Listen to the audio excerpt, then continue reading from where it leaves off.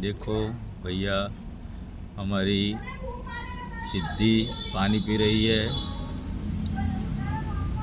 थोड़े थोड़े डर रहे हैं अभी, उनको हमारी आदत नहीं है, इसलिए थोड़े थोड़े नज़दीक ना जावे निवा।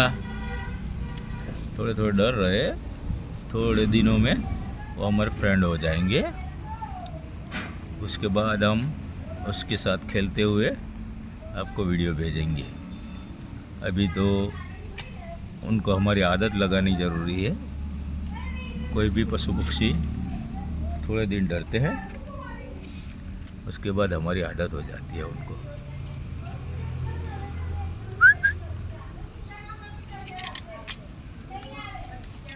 एक तो अंदर क्या कर रही है,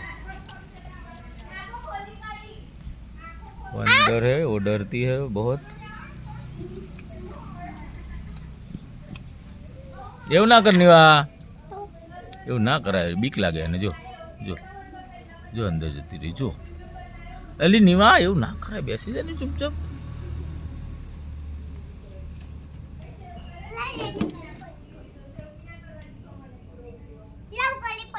કશું નહીં કરું, એમને ખાવા દે, પીવા દે, ચાલ।